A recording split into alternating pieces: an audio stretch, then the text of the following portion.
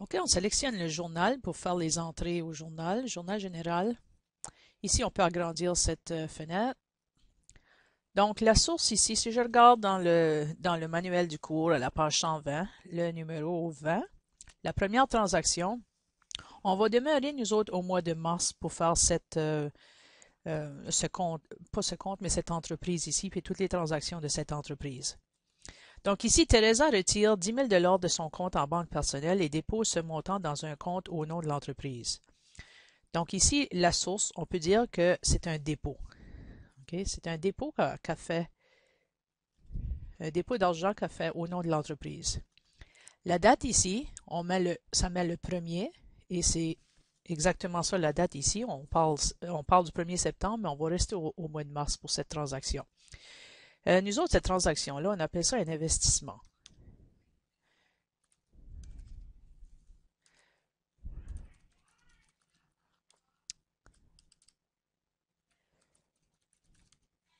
Investissement.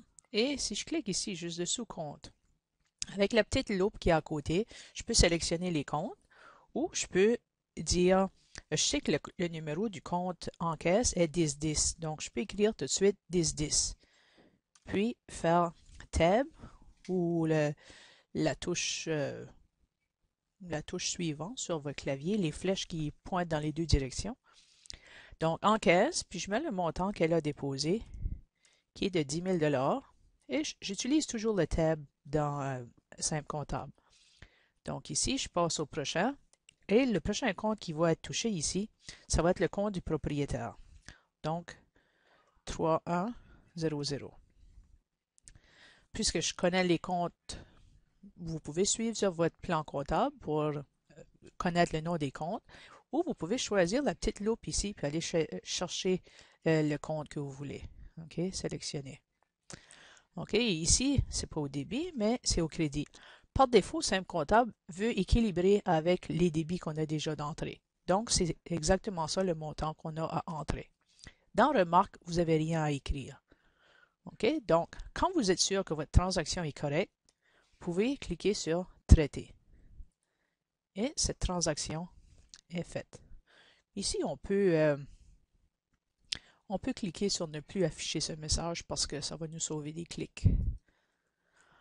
Donc, la prochaine transaction, qui est encore le premier, donc je vais laisser la date comme qu'elle l'est tout de suite. Teresa signe un bail d'une durée de 2 ans pour la location d'un local. Émission du chèque numéro 1800 de 800 $ en paiement du loyer du mois de septembre à Immeuble Chano. Donc ici, elle fait un paiement. Ça fait que moi, je vais écrire,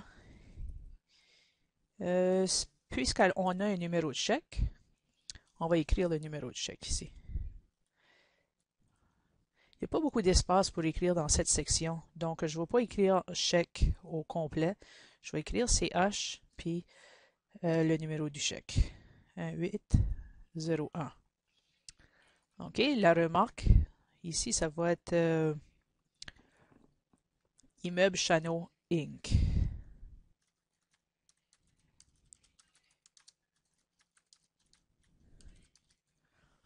OK.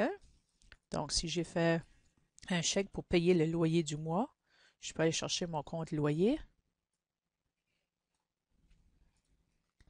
Sélectionner.